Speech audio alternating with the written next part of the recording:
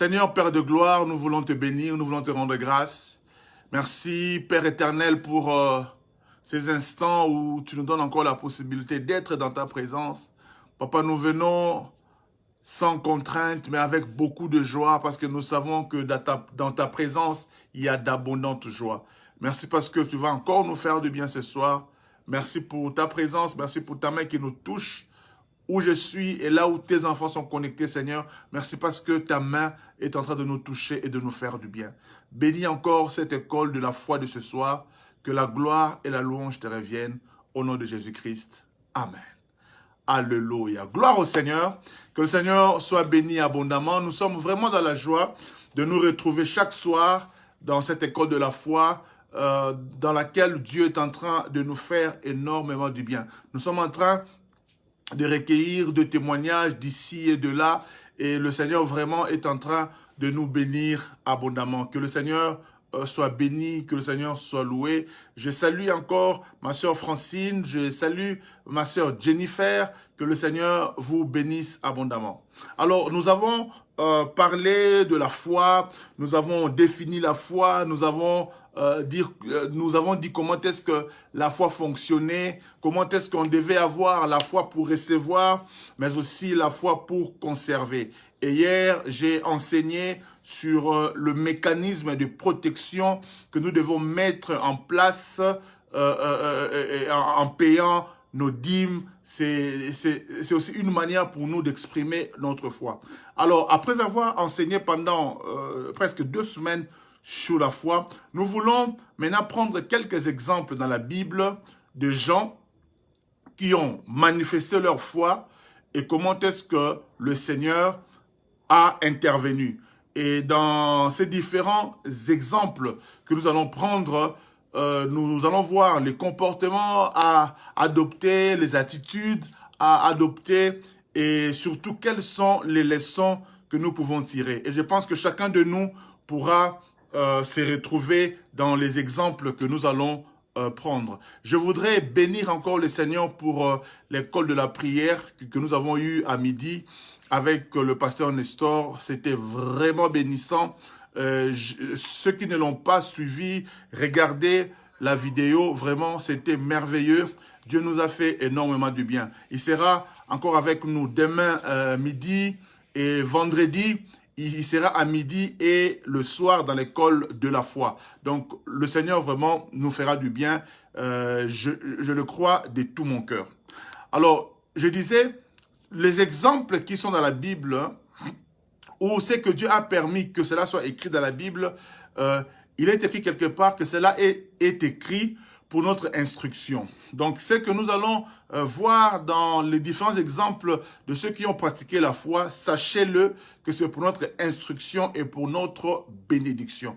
Donc, vraiment, soyez fidèles et soyez attentifs parce que Dieu va encore nous parler. Alors, sans plus tarder, j'aimerais nous inviter à ouvrir nos Bibles dans 2 Chroniques, chapitre 20. Nous allons exploiter tous les textes, du premier verset au verset 29e. Mais nous n'allons pas exploiter le texte en un seul jour. Je vais commencer aujourd'hui et nous allons le finir demain. Parce que le temps nous manquerait de pouvoir exploiter tous les textes en un jour. Donc, nous allons seulement exploiter le texte, une première partie aujourd'hui, et l'autre partie, nous allons l'exploiter demain. Alors, la première partie, pour ce soir, nous allons exploiter du premier verset jusqu'au 12e verset. Donc, nous lisons 2 Chroniques, chapitre 20, du premier verset jusqu'au 12e verset. Suivez très bien la lecture parce que ça va déjà nous bénir simplement cette lecture-là. Ça va vraiment nous faire du bien. 2 Chroniques, chapitre 20, 1 à 12. Je lis au nom de Jésus. Après cela, le fils de Moab et le Maonite, après cela, le fils de Moab et le fils d'Ammon, et avec eux de Maonites, marchèrent contre Josaphat pour lui faire la guerre.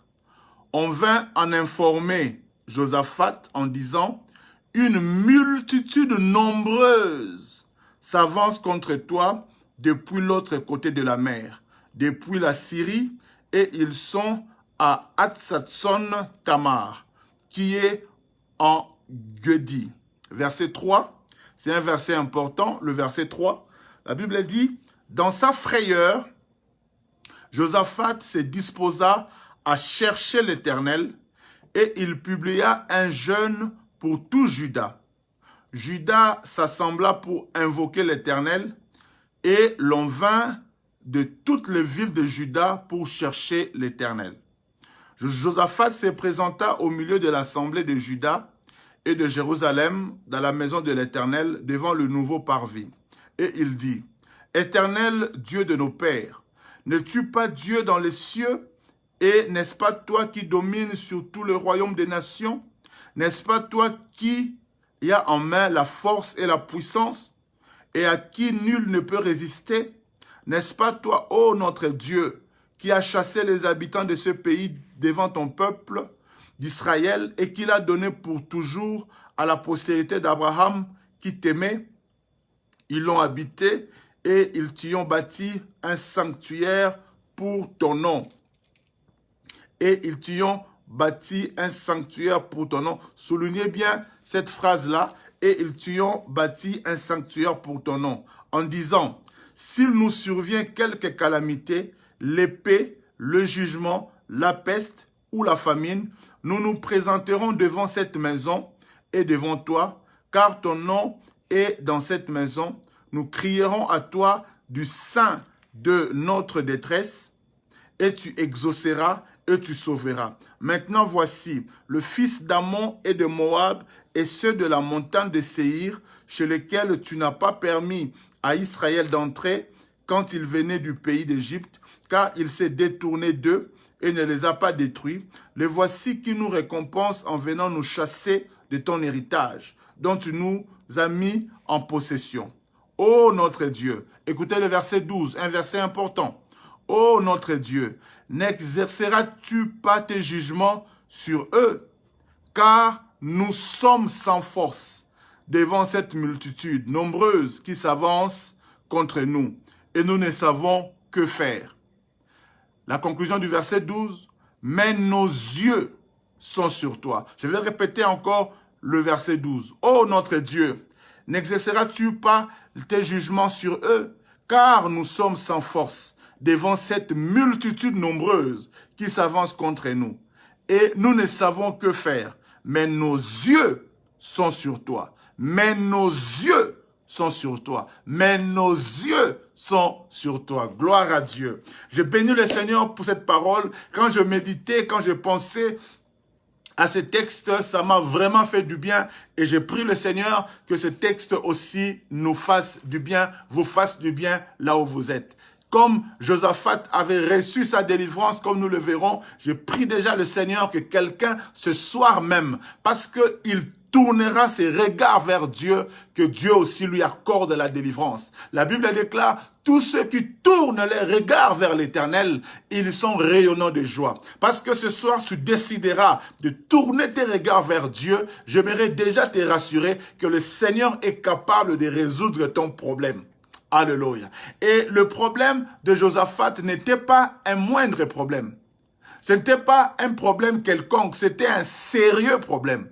Yaya, la foi ne nous amène pas à négliger les problèmes. Quand un problème est sérieux, il est sérieux. Ce n'est pas parce que j'ai la foi que je vais dire non, c'est un petit problème. Non, quand le problème est sérieux, il est sérieux. Mais seulement nous savons que notre Dieu est plus grand que tous les problèmes.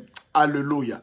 Dans cette histoire, nous voyons, la Bible nous parle d'une coalition contre Josaphat. La Bible dit, il y avait le fils de Moab, le fils d'Ammon, et avec des Maonites. En fait, 3 peuples, 3 rois, 3 nations qui se sont ligués pour venir combattre un seul roi, le roi Josaphat, le roi de Juda. Je vous rappelle que quand on parle de Juda, on ne parle même pas de tout Israël. Parce que Israël avait connu ce qu'on appelle le séisme. Il y avait 10 tribus qui étaient restées d'un côté lors de l'accession du fils de Salomon. Et il y a 2 autres tribus qui étaient restées au fils de Salomon, je pense, Jéroboam, si je ne me trompe pas de nom. Alors donc, le royaume de Juda n'était constitué que de 2 seules tribus parmi les 12 des enfants d'Israël. Donc, ce n'était pas un très grand territoire. Et vous voyez, ce petit territoire doit combattre contre 3 nations, 3 armées. Yaya, et c'était une multitude nombreuse. Quand la Bible parle d'une multitude nombreuse, c'est que c'était une multitude nombreuse. On ne pouvait même pas les compter. Et la Bible déclare, quand on est venu informer Josaphat, écoutez, il y a une coalition qui vient contre toi, qui vient te combattre. La Bible déclare, Josaphat était effrayé. Yaya, la foi ne fait pas de nous des super-hommes. La foi ne fait pas de nous des Superman. Non, nous sommes des hommes. Nous sommes des hommes de la même nature que ceux de la Bible. Yaya, Josaphat, quand tu l'as appris ça, il était effrayé. Nous aussi, ça nous arrive. C'est humain. C'est humain, quand il y a un problème qui arrive, quand on annonce quelque chose, nous ne sommes pas faits de fer. Nous sommes faits de chair, hein, et de sang et de chair. C'est-à-dire, quand il y a un problème qui nous arrive, Yaya, parfois on tremble. Même nous, les pasteurs, qui vous prêchons la foi, il y a des problèmes, quand ça arrive, Yaya, tu trembles. Tu trembles, Yaya.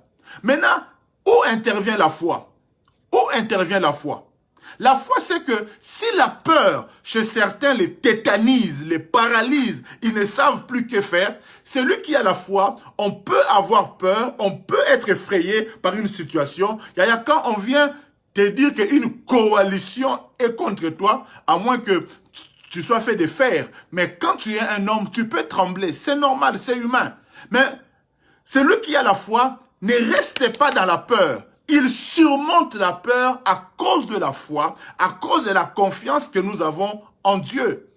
Yaya, je prie déjà ce soir, quelles que soient les coalitions qui sont constituées contre toi, je prie que le Dieu d'Israël combatte en ta faveur. Parce que ce que toi tu ne sais pas, c'est qu'il y a des gens qui se coalisent contre toi. Il y a des sorciers de la famille qui font des réunions. Ils coalisent leurs forces contre toi pour t'empêcher d'avancer, pour t'empêcher de réussir, pour empêcher que ton mariage puisse exceller, pour t'empêcher de vivre ton bonheur. Toi, tu ne le sais pas. Josaphat ne le savait pas. Mais il y avait une coalition de gens, ils faisaient des réunions préparatoires. Parce qu'on ne va pas en guerre comme ça. On ne va pas en guerre comme ça. Avant d'aller en guerre, les nations font des réunions. Ils font des réunions préparatoires. Et puis finalement, ils ont décidé et ils se mettent en route. Pendant que toi, tu dors, pendant que toi, tu rêves, c'est que tu ne sais pas. Il y a des réunions qui se font. Il y a des réunions nuitamment. Il y a des sorciers de famille.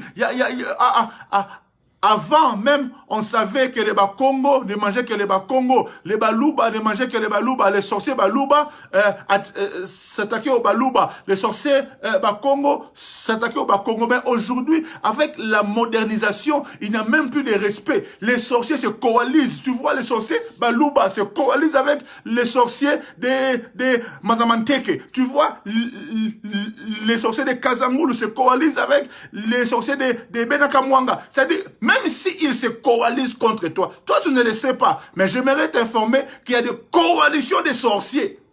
Et surtout, quand tu es marié aussi dans une famille sorcellérique. Déjà, ta famille à toi-même, il y a des sorciers. Maintenant, la famille de ta femme encore, il y a des sorciers. Maintenant, ils se coalisent pour vous combattre. Et toi, tu ne sais pas le combat que tu as. Tu ne sais pas le combat que nous avons. Nous, Josaphat dormait tranquillement. Or, il y avait des réunions qui se faisaient. Des réunions préparatoires. Comment on va les attaquer? Comment on va l'attaquer? Et puis, finalement, ils se sont réunis. Et puis, ils ont commencé à venir. J'aimerais informer quelqu'un. Déjà, les réunions qui se faisaient, tu ne les savais pas. Ok, ce n'est pas grave. Maintenant qu'ils viennent, ne t'inquiète pas non plus. Vous savez, quand Dieu ne nous révèle pas des réunions qui se font contre nous, soyons calmes.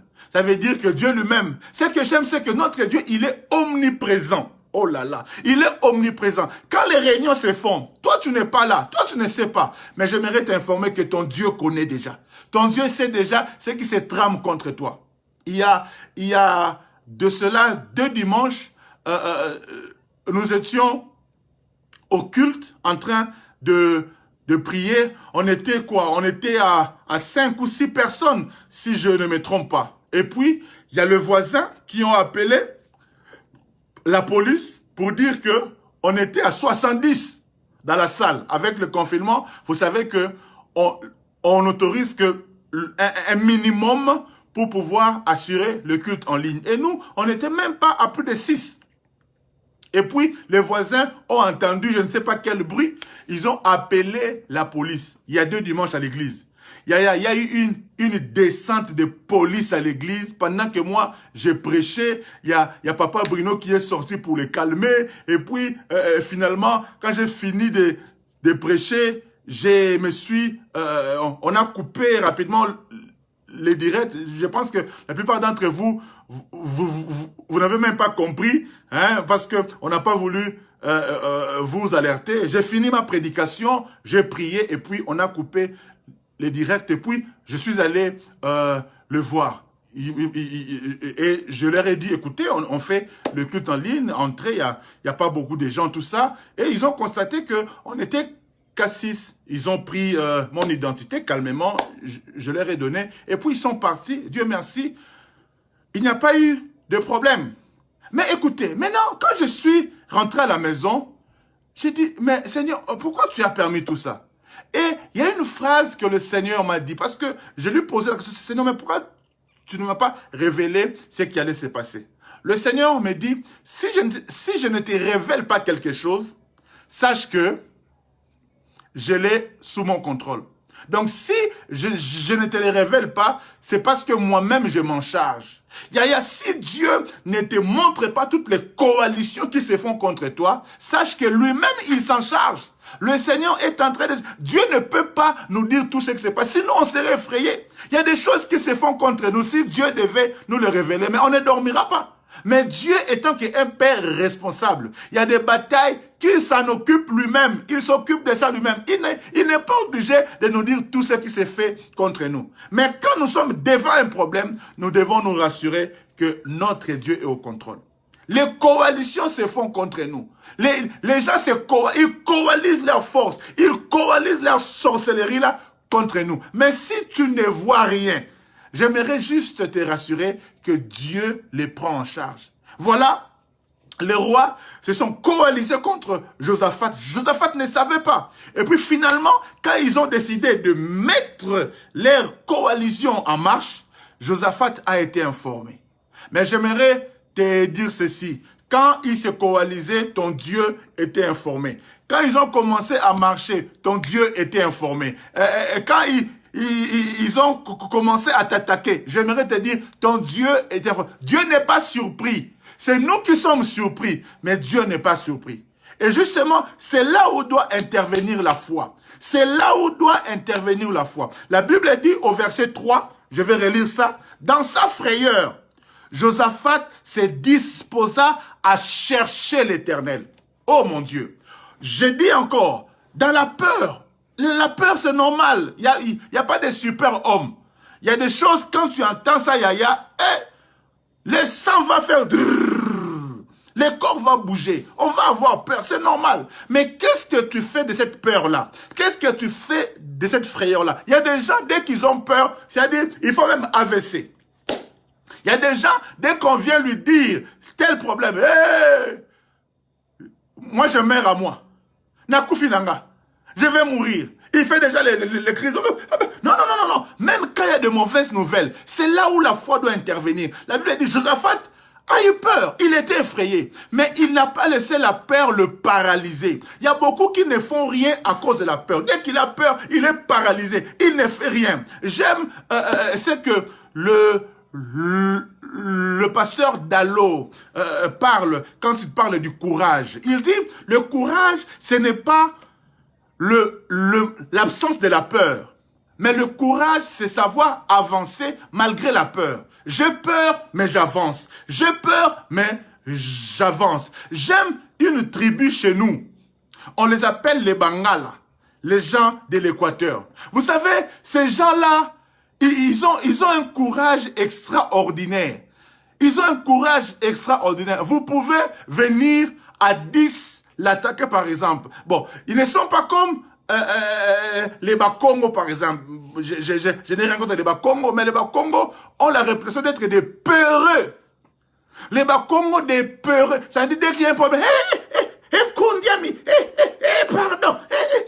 Ça dit, ça c'est la mentalité des Bakongo. Mais les Bangala, ils sont pas comme ça. Ça dit, vous pouvez venir l'attaquer, vous êtes à 10. Lui, il est tout seul.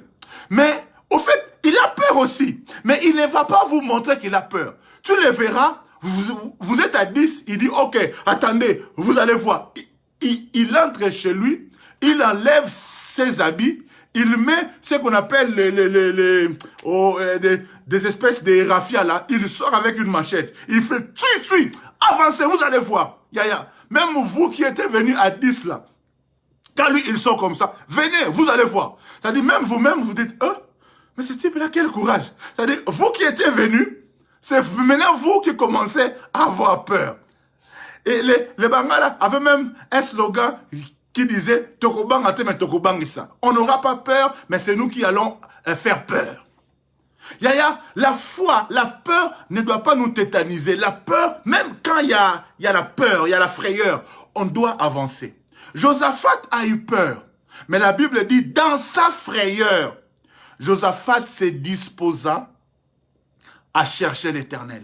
Yaya, même quand on a peur, même quand la situation nous dépasse, Dieu sait que c'est normal que nous ayons peur. Dieu sait que c'est normal que, humainement, ça fait mal, ça effraie. Même Jésus, dans le jardin de Gethsemane, sa partie humaine a eu aussi peur.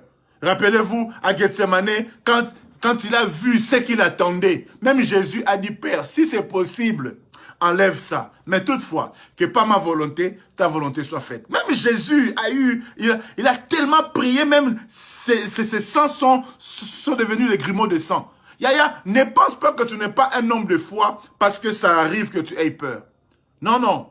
Ce n'est pas ça qui fait de toi un homme incrédule ou une femme incrédule. Non, il y a des situations, quand toi-même tu réfléchis, tu dis, Zambé Nangai, comment je vais faire? Il y a des situations qui effrayent. Il ne faut pas que tu penses que ces hommes de foi sont des hommes Superman. Non, il y a des situations qui font peur. Tu regardes comme ça, tu dis, Zambé, comment nous allons faire? Comment on va s'en sortir? Ikimambu, Seigneur. Mais ce qui est bien, c'est que Josaphat le bénit dans sa frayeur. Malgré qu'il avait peur, il s'est souvenu que j'ai un Dieu. Et la Bible déclare, dans sa frayeur, Josaphat se disposa à chercher l'Éternel. J'aimerais dire à quelqu'un ce soir, quelle que soit la situation que tu traverses, même si ça te fait peur, cherche l'Éternel. Cherche l'Éternel. Cherche l'Éternel. J'ai dit, cherche l'Éternel. Vous savez, la foi s'exerce aussi dans la prise de conscience du danger. La foi s'exerce dans la prise de conscience du danger. Quand je sais que cette situation-là, c'est vraiment dangereux, que de moi-même, je ne peux pas, c'est là où maintenant je fais intervenir ma foi. Il y a des situations que, quand c'est là, Dieu nous a déjà donné la capacité de les résoudre. Donc, il n'y a même pas question de mettre foi, je les résous. Quand tu viens aujourd'hui me poser un problème de 1 euro, de 5 euros, je ne vais pas mettre la foi. Je prends 5 euros, je te donne. Je résous le problème. Mais quand tu viens me poser un problème de 10 000, 15 000, 20 000, 100 000, là, sincèrement, il faut que je mette la foi. Il faut que je mette la foi. Il y a des situations, quand ça arrive, il faut que tu prennes conscience que non, non, ça là, moi-même, je ne pourrai pas. Il faut que ma foi intervienne. Il faut que Dieu intervienne. Il faut que je cherche Dieu. Il y a des situations pour lesquelles, il faut que tu prennes conscience que ça, je ne peux pas. Ça me fait peur, mais j'ai un Dieu. Tout c'est dans le fait de reconnaître que j'ai un Dieu. Si tu reconnais que tu as un Dieu, alors quelle que soit la situation, tu sais qu'une solution sera trouvée. J'ai dit une solution sera trouvée. Josaphat, dans sa frayeur, il s'est mis à chercher Dieu. Et qu'est-ce qu'il fait? Il a programmé un jeûne. C'est en ces points-ci que j'aimerais juste parler très rapidement de l'importance du jeûne. Et c'est ce que nous sommes en train de faire pendant 30 jours. Le jeûne, à quoi ça sert? Le jeûne, ça nous permet d'avoir de bonnes dispositions de cœur pour chercher l'Éternel.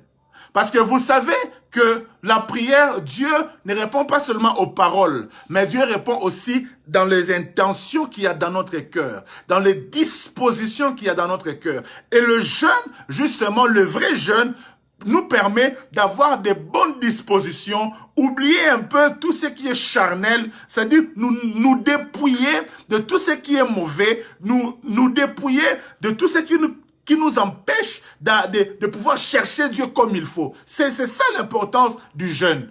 Le jeûne, Dieu ne nous répond pas parce que nous jeûnons. Non. Mais le jeûne nous permet d'être dans de bonnes dispositions pour parler à Dieu, pour écouter Dieu, pour que Dieu nous entende. C'est ça le rôle du jeûne. C'est ça le rôle du jeûne. Le jeûne ne change pas Dieu, mais le jeûne nous change nous.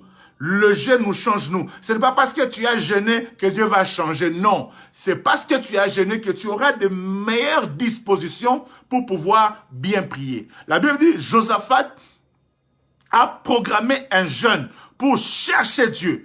Pour chercher Dieu. Bien aimé dans le Seigneur, j'aimerais déjà dire à celle qui me suit, ce jeûne de 30 jours que nous avons programmé, ce n'était pas un jeûne en vain. Nous entendons de miracles. Dieu est en train d'opérer des grandes choses au milieu de nous. J'aimerais aussi que toi qui es connecté à ce programme, que tu crois de tout ton cœur, qu'au sortir de ce jeûne, Dieu fera quelque chose pour toi. Il y aura un témoignage pour toi. Il y aura un témoignage de ce que Dieu va faire dans ta vie. Parce que tu te mets dans de bonnes dispositions.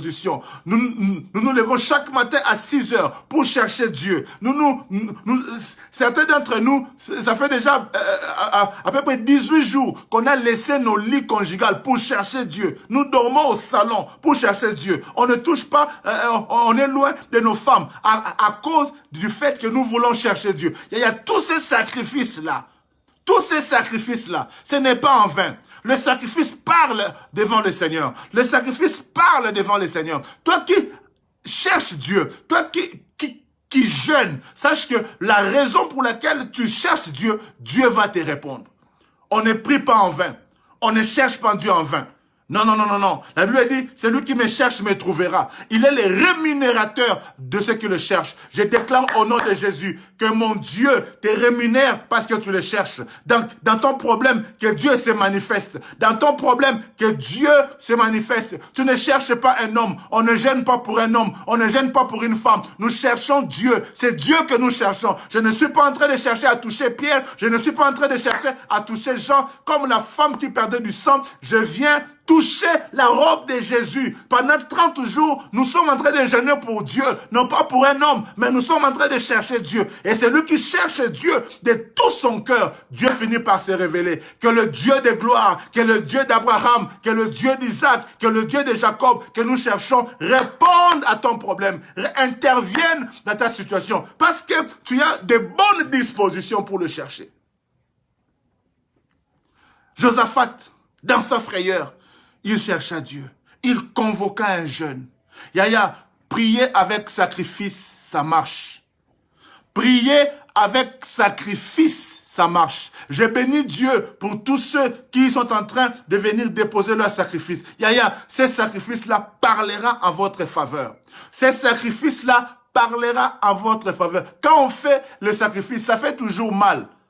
Jeûner, c'est pas facile, hein? C'est pas facile. Hein?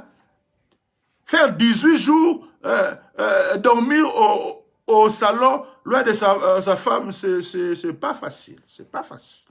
C'est pas facile. Mais à cause de Dieu, nous sommes en train de fuir tout ça. Nous sommes en train de dire à Dieu, papa, nous te cherchons, nous te cherchons, nous te cherchons. Et nous voyons déjà comment est-ce que Dieu est en train de faire. Le sacrifice que tu fais là, à un moment, on peut avoir l'impression que ça ne sert à rien. Non, ça sert à quelque chose. J'ai dit ça sert à quelque chose. Ça servira. Josaphat a jeûné. Il a commencé à chercher Dieu. Écoutez maintenant. Quand il a commencé à chercher Dieu, il s'est mis dans de bonnes dispositions. Et il a commencé à prier. Maintenant, parce que le jeûne doit nous pousser à prier. C'est lui qui a la foi. La foi, c'est l'aimant qui attire. Mais la prière, c'est la plateforme qui permet à ce qui est au ciel de descendre sur la terre. Je ne sais pas si tu m'as compris. La foi t'attire les choses du ciel. Mais par quel canal ça va arriver du ciel sur la terre? C'est par la prière. Voilà pourquoi un chrétien qui ne prie pas, c'est un chrétien moribond. Nous devons apprendre à prier. Nous devons apprendre à chercher Dieu. Et quand nous cherchons Dieu, nous prions. Quand on jeûne, c'est pour prier. On ne jeûne pas tout simplement en refusant de manger. Non, c'est pas ça le jeûne. Tu manges pas, mais tu es tout le temps devant Netflix. Tu es tout le temps devant le théâtre de chez nous. Je suis en train de jeûner, mais tu ne pries pas. Ça, c'est pas un jeûne. Ça, c'est une grève de la faim. Celui qui jeûne, on jeûne pour prier. On se prive de certaines choses pour prier. On saute quelques repas pour prier. C'est ça le but du jeûne. Josaphat a commencé à jeûner et la Bible dit qu'il a commencé à chercher l'Éternel. Josaphat a commencé à prier, à prier, à prier. Et regardez comment est-ce qu'il a commencé à prier. La Bible dit Josaphat se présenta au milieu de l'assemblée de Juda et de Jérusalem dans la maison de l'Éternel, devant le nouveau parvis. Et il dit, Éternel, Dieu de nos pères, n'es-tu pas le Dieu dans les cieux? N'est-ce pas toi qui domines sur tout le royaume des nations? Ça, c'est déjà une très bonne prière. Parce que dès qu'il commence, qu'est-ce qu'il fait? Il élève d'abord Dieu. Oh, ça j'aime. Ça j'aime. Ça j'aime. Dès qu'il commence à prier, il oublie d'abord ses problèmes, mais il élève Dieu. Il reconnaît que nous avons des problèmes, les ennemis sont là, mais Dieu est le plus grand. Il dit Dieu de nos pères, n'est-ce pas le Dieu dans les cieux? N'est-ce pas toi qui domines sur tous les royaumes des nations? Il commence déjà par élever Dieu. Yaya, quand il y a des problèmes, Yaya, je n'aimerais pas que tu dises à Dieu combien tes problèmes sont grands, mais commence déjà à dire à tes problèmes combien ton Dieu est grand. Josaphat a commencé à élever Dieu. Josaphat a commencé à dire que tu es le Dieu qui domine sur tous les royaumes des nations. N'est-ce pas toi qui as en main la force et la puissance? Il a commencé à élever Dieu. Yaya, c'est pourquoi c'est très important, même face aux problèmes, n'oublie pas, commence à élever Dieu. Commence à élever Dieu. Ne viens pas devant Dieu avec des pleurs. Non! Ne viens pas devant Dieu avec des pleurs inutiles, des pleurs d'incrédulité. Même si tu vas pleurer, mais viens pleurer avec la foi. Viens pleurer, viens gémir avec la confiance que Dieu va agir. Comme on nous a prêché ce midi par le pasteur Nestor, viens gémir, mais en croyant que c'est Dieu qui a la solution, que Dieu est plus grand que ton problème. Même si je viens pleurer, mais je viens pleurer avec la certitude que Dieu est avec moi, avec la certitude que Dieu agira. Josaphat a commencé par reconnaître que Dieu est grand. Josaphat a commencé par élever Dieu. Yaya, quand il y a un problème, quand il y a un problème qui nous dépasse, nous reconnaissons que ça nous dépasse. Reconnais aussi que ça peut te dépasser, mais ça ne dépassera jamais Dieu. Dieu reste le plus grand. Dieu reste Elohim. Il reste le très haut. Il reste El Elyon. Le plus haut, le plus grand. C'est ce que Josaphat a fait. Toi, quand tu viens prier, oh Seigneur, vraiment, ça n'est fini avec moi. Oh mon Dieu, papa, vraiment, si tu n'agis pas, si tu n'agis pas, montre-moi un autre que Dieu. Seigneur, si tu n'agis pas, on va se moquer de moi. Comment ça tu viens déjà avec si tu n'agis pas? Comment est-ce que tu viens chercher Dieu et dire, on va se moquer de moi? Qui va se moquer de toi? Tu viens chercher Dieu. Personne ne va se moquer de toi. La Bible déclare, ceux qui cherchent l'Éternel sont couronnés de joie, rayonnent de joie. Ils ne sont pas couverts de honte. Tu n'auras pas honte parce que tu cherches Dieu. Viens déjà avec l'attitude que tu n'auras pas honte. Seigneur, vraiment. Seigneur, tu viens auprès de Dieu et tu viens lui dire que le sorcier est fort. Tu viens auprès de Dieu et tu viens dire à Dieu que vraiment, j'ai trop les ennemis. Seigneur, je suis fatigué. Oui, mais tu penses que Dieu ne sait pas. Tu penses que Dieu ne sait pas que les sorciers se sont coalisés contre... Il le sait. Il n'a pas besoin que tu lui informes. Il le sait. Mais justement, il s'attend à ce que quand tu viens, dans sa présence, que tu viennes avec une attitude positive en reconnaissant d'abord qu'il est grand, qu'il est très haut, qu'il est très élevé. Alléluia. Qu'il est plus grand que ton problème. Yaya, mon Dieu est plus grand que ta maladie. Mon Dieu est plus grand que la stérilité. Mon Dieu est plus grand que ta pauvreté. Mon Dieu est plus grand que tous les sorciers qui se sont coalisés contre toi. Mon Dieu est plus grand. Avec Dieu, c'est la majorité. La Bible dit, avec Dieu, nous ferons des exploits. Je te dis, tu feras des exploits. Ces sorciers-là sont 1000. Toi, tu es seul. Mais en réalité, tu n'es pas seul. Tu es avec Dieu. La prière, c'est appeler Dieu à être de notre côté. La prière, c'est inviter Dieu à être de notre côté. Et si Dieu est avec nous, nous sommes la majorité. Eux peuvent être 1000. Avec Dieu, nous devenons 1 million.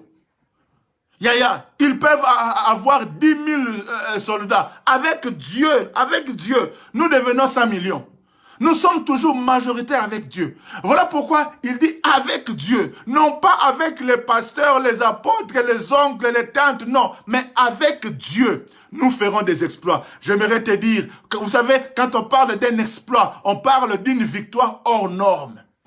Ce n'est pas toute victoire qui est un exploit. Mais quand on parle d'un exploit, c'est une victoire hors norme. C'est ce qui va t'arriver là. Tu auras une victoire hors norme. Les sorciers se sont coalisés en disant que toi là, tu ne vas pas réussir. Ils se sont coalisés. Ils ont pris les sorciers de Mandamanteke, les sorciers de Vengara, les sorciers de Dakar, les sorciers de Yaoundé. Ils se sont coalisés. Mais quelle que soit leur coalition internationale sorcellérique, ils ne pourront rien contre toi parce que Dieu est avec toi. Aussi, tu le crois, dis amen bien. Saute un peu sur ta chaise là parce que tu sens que quelque chose is coming. Quelque chose est en train d'arriver. Je sens que quelque chose arrive. Dieu est avec nous. Quand nous cherchons Dieu, Dieu est avec nous. C'est un mensonge que de croire qu'ils pourront quelque chose contre toi. Avec Dieu, nous vaincrons toujours. Avec Dieu, nous vaincrons toujours. Quel que soit le problème, élève Dieu. Élève Dieu. Même en tremblant, mais tu élèves Dieu. Même en tremblant, tu élèves Dieu. J'ai faim. Mais je dis, oh Seigneur, tu es le Dieu qui donne la nourriture. Papa, c'est toi qui nourris les oiseaux. Les oiseaux ne travaillent pas, mais ils mangent. Oui Seigneur, j'ai faim, mais je crois que je vais manger. Il y a des problèmes, la vie, il y a des problèmes. Mais qu'est-ce que tu fais? Tu regardes au problème ou tu regardes à Dieu? Si tu regardes au problème, le problème sera là. Mais si tu regardes à Dieu, le problème disparaîtront. Vers qui tu tournes tes regards? Vers qui tu tournes tes regards, mon Dieu? Vers qui tu tournes tes regards? Josaphat a tourné ses regards vers Dieu. Il a élevé Dieu. Il a commencé par exalter Dieu. Je continue sa prière. Il dit, n'est-ce pas toi, ô notre Dieu, qui as chassé les habitants de ces pays devant ton peuple d'Israël et qui l'a donné pour toujours à la postérité d'Abraham qui t'aimait. Ils l'ont habité et ils t'y ont bâti un sanctuaire pour ton nom. Déjà, quand Josaphat prie, il reconnaît les victoires que Dieu leur a données par le passé. Il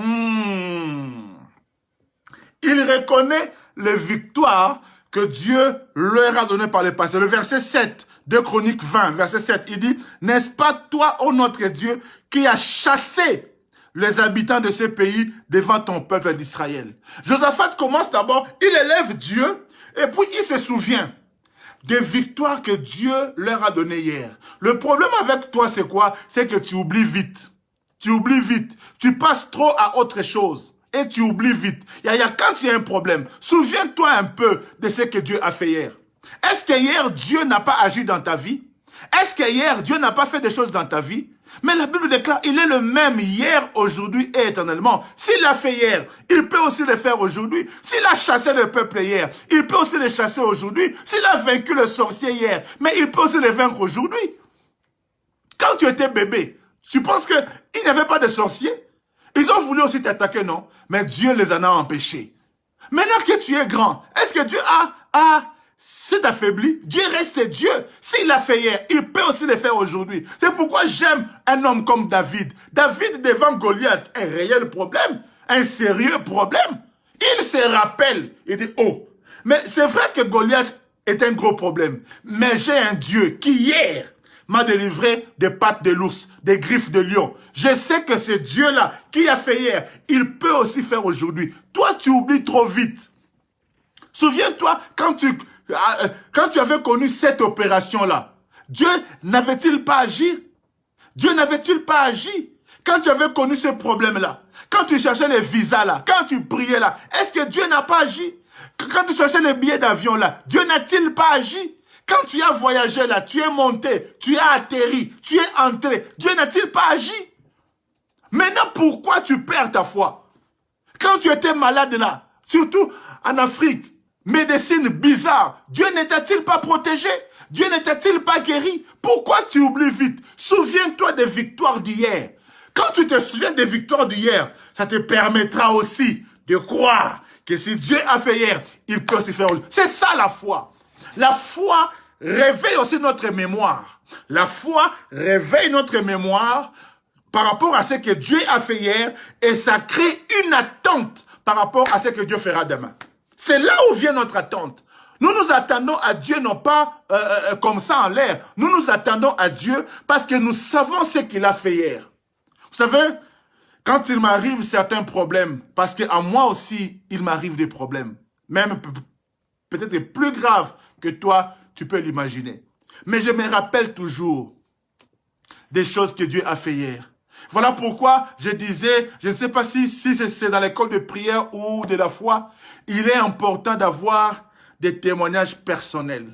Il est important que dans ta vie chrétienne, tu aies des témoignages personnel de ce que Dieu a fait. Non pas seulement de ce que Dieu a fait chez l'autre, non, de ce que Dieu a fait dans ta vie. Parce que demain, tu auras d'autres problèmes. Si tu affrontes un lion, si tu affrontes un ours, sache que demain, il y aura un Goliath.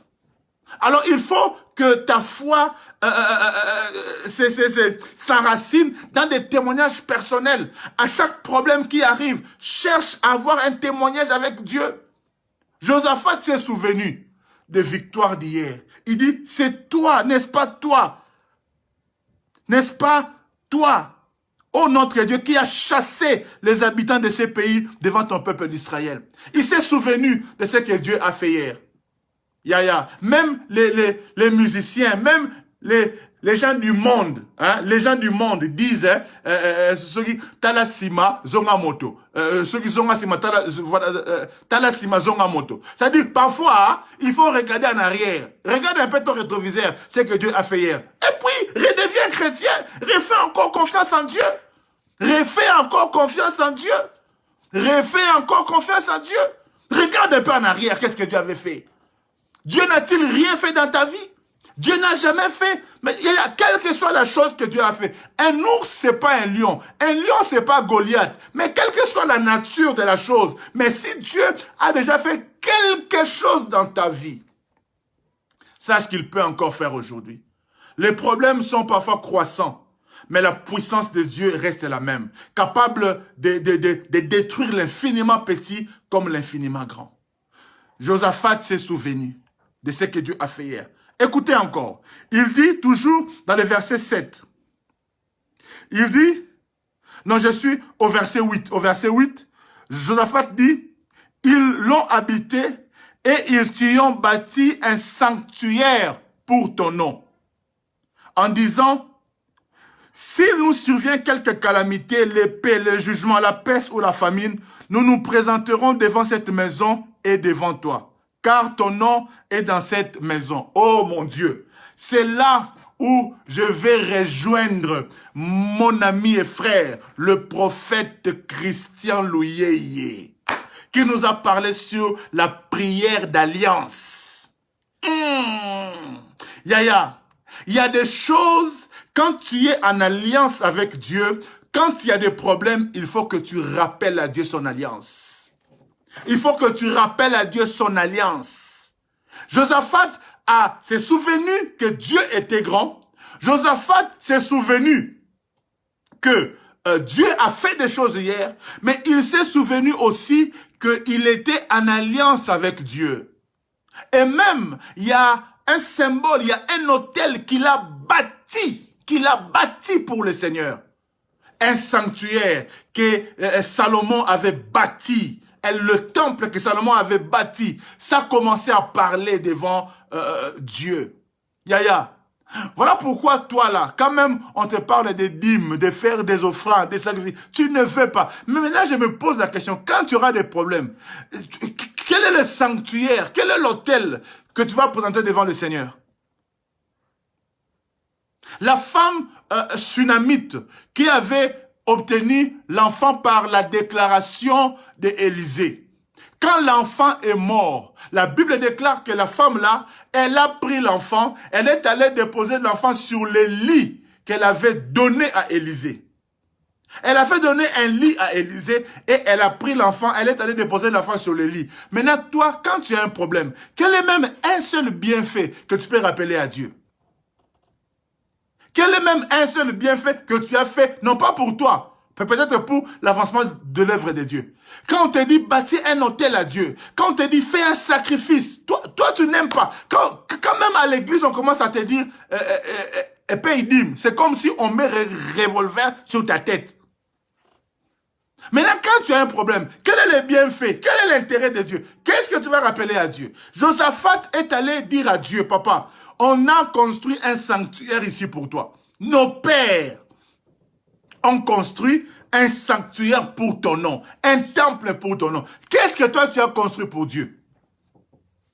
Dans ton église, même chaise là, tu n'as jamais acheté. Même chaise, tu n'as jamais acheté dans ton église. Même micro, tu n'as jamais acheté.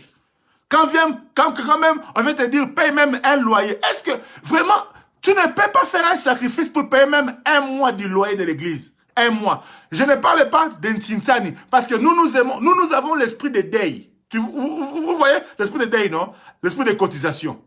Eh, moi n'en beaucoup côté-les, moi n'en beaucoup côté-les, maman. L'esprit de deuil, l'esprit de cotisation. Cahier. Fais passer les cahiers, 10-10, 15-15. Ça, c'est l'esprit même démoniaque. Pourquoi faire des choses seulement dans l'esprit de cotisation? Pourquoi faire des choses seulement avec l'esprit de cotisation? Je pose la question. Quand tu vas acheter tes vêtements, on cotise pour toi? Quand tu vas acheter tes choses là de la maison, on cotise pour toi? Mais pourquoi seulement, même pour... Est-ce que tu ne peux pas dire...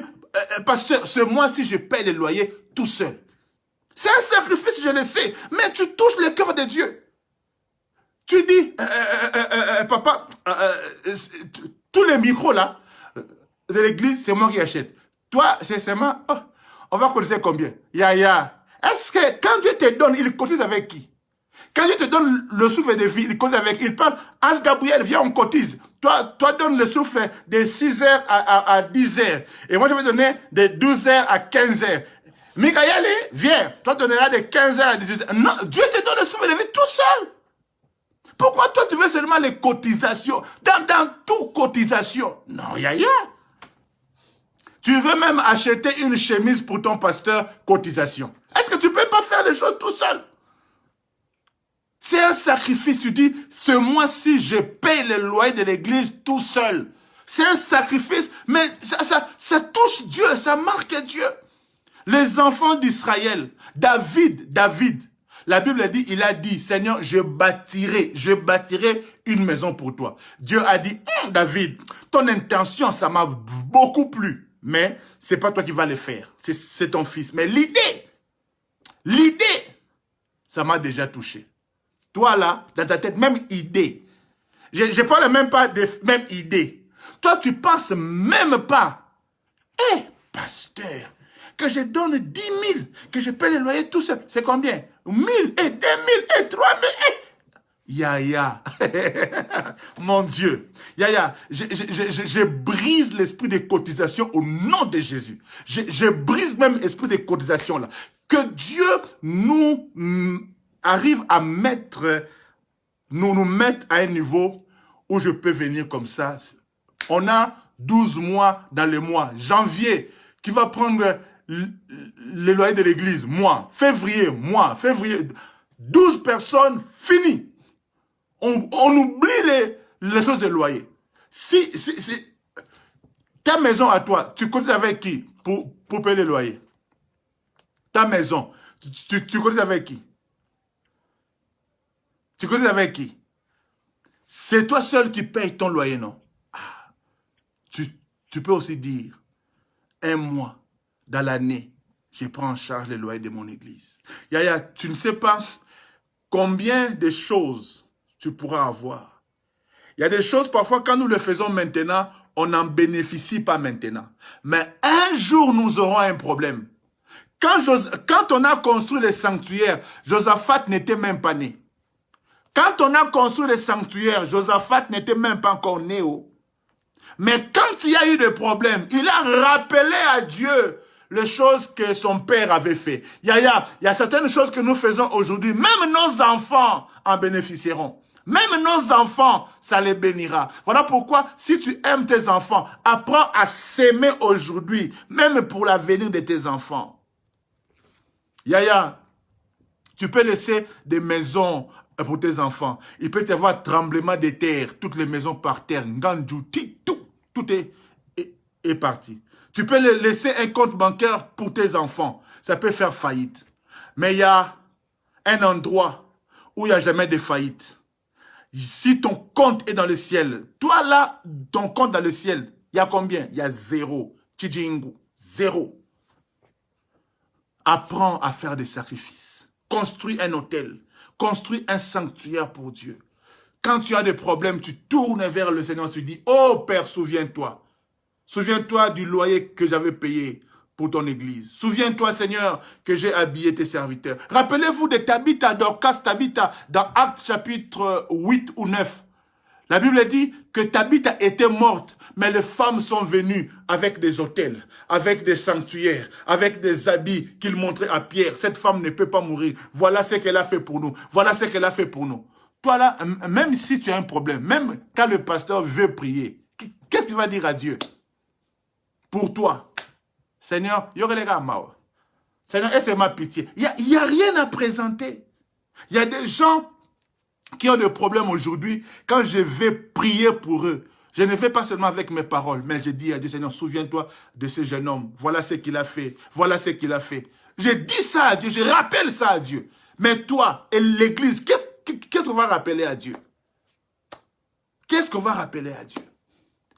Josaphat a rappelé à Dieu. La foi, c'est aussi rappeler à Dieu. Les sanctuaires qu'on a construits pour lui. Les hôtels qu'on a construits pour lui.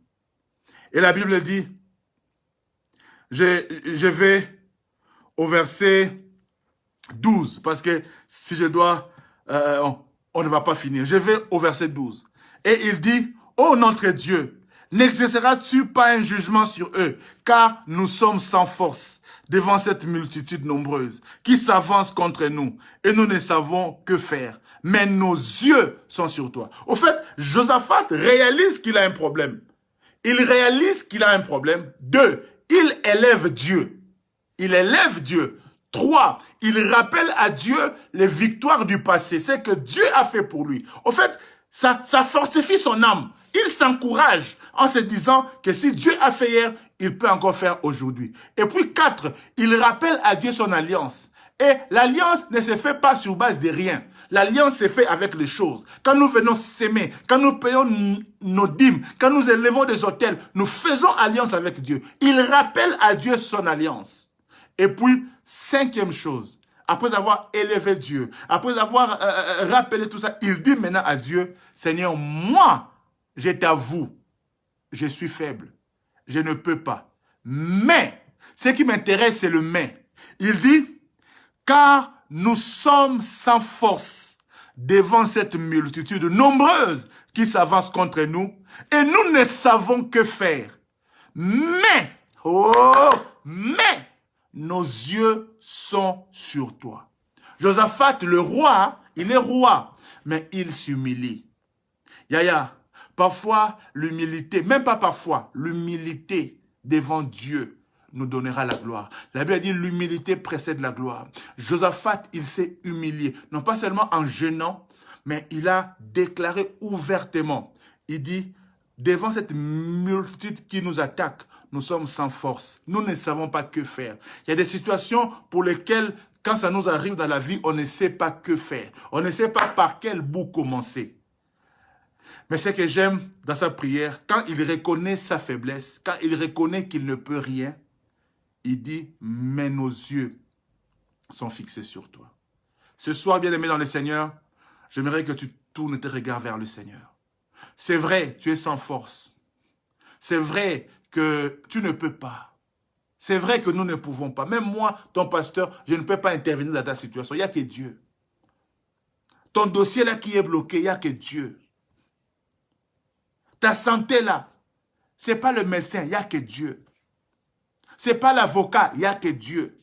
Il y a des situations où nous reconnaissons que nous, on ne peut pas. On n'a pas de stratégie, on ne sait plus que faire. Il n'y a que Dieu. Et ce soir, il y a quelqu'un qui est dans une situation où il n'y a que Dieu qui peut intervenir. Tu as tout essayé. Tu as essayé, tu as fait des gymnastiques, mais tu sens que I cannot. Je ne peux pas, je ne peux plus, je ne sais plus quoi faire. Ce soir, nous tournons nos regards vers l'Éternel. Est-ce que quelqu'un veut tourner ses regards vers l'Éternel avec moi? Est-ce que tu peux tourner tes regards vers l'Éternel? S'il te plaît, j'aimerais que tu dises à Dieu, Seigneur, il y a un problème. Je ne l'ignore pas. La foi ne te fait pas ignorer les problèmes. Non, non, non, nous reconnaissons qu'il y a un problème.